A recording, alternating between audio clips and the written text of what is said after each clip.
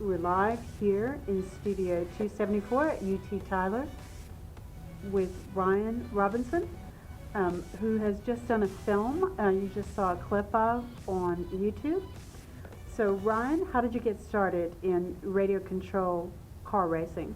I got started in radio control car racing technically back whenever I was really young, as a small child.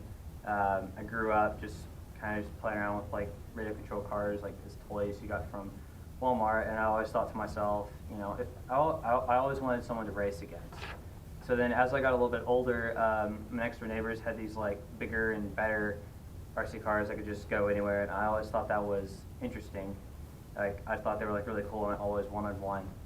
So then as time went on, I was about a junior in high school, that they had their cars out one day, and then I discovered that there were actually tracks at different places around the world that existed where you could actually go and drive these things and race against other people. So for me, it was a dream come true, kind of.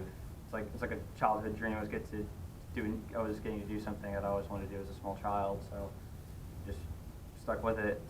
Then that was like in 2011.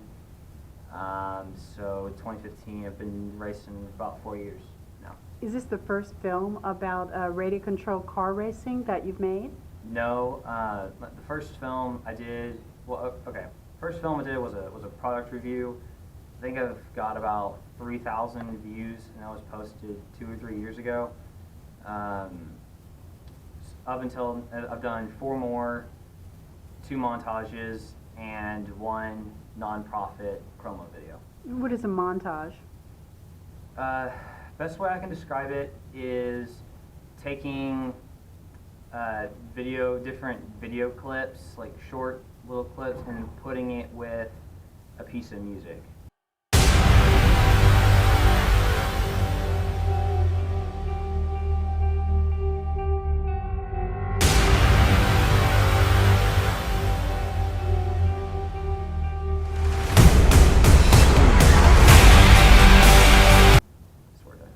Do you film in other locations besides the film we've seen? I don't want to say I film at every track, but sometimes I'll just get an idea in my head, or I'll hear a piece of music and it's like, oh my gosh, like this music is really awesome. It'd look really good with I think it'd make a really good RC car montage. So just at like the next race I go to, I'll take my camera, or I'll film in several different locations, sometimes not necessarily at a track, and then I'll just put it together. Really, I don't really have a set formula for how I do. Let's go ahead and look at the clip of the second track that you brought us today. Can we roll that clip, please?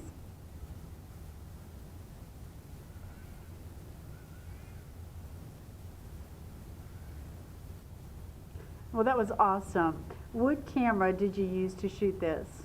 I used an SJ 4000. It's an action camera similar to a GoPro. But it costs about it's like a third of a cost of a GoPro Hero 4, which I believe is their highest end camera at this time. How would you recommend a novice or newcomer to radio control cars get started?